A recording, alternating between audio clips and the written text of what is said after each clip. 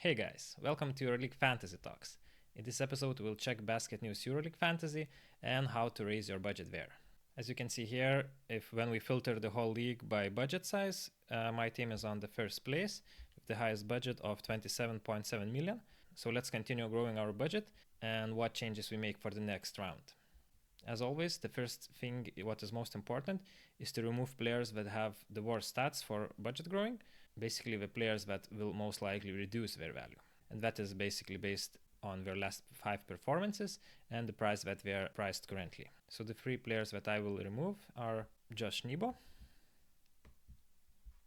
Eli Njaya from Real Madrid, and Tyler Dorsey from Fenerbahce. So now that we have 3 vacancies, we need 1 center position player, 1 forward, and 1 guard.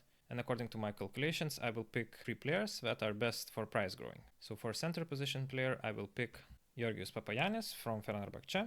He has recently becoming more important in Fenerbahce rotations, and after injury, he's getting more numbers. So definitely a good pick for price growing.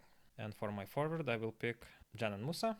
Of course, we have to pick Canan Musa from his crazy performance in the thriller with Anadolu Efes with 4 overtimes, and because that performance grows his value enormously because his average becomes so high that he should be growing price for at least 1 or even 2 more rounds. And for my guard, I will pick Paris Lee from Asvel Willerman.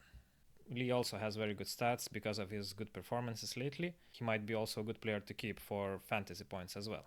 So that will be my team for round 20 of EuroLeague. And other players that I can recommend are Lukas Lekavicius, Onyenya Ramaz, Geraint Grant, Matias Spagnuolo, Charles Kahudi, and Timotelo Vukaborot. All of these players will rise in price, and also all the players from my team except Dano Turu, who is likely to drop in price, only because we had free trades so we couldn't trade him out.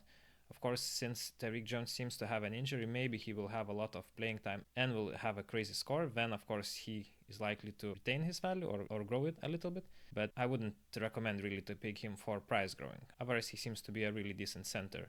That's all, guys. For the next 3 weeks, I will be traveling, so there might be a little less content. But otherwise, thanks for watching and see you on the next one.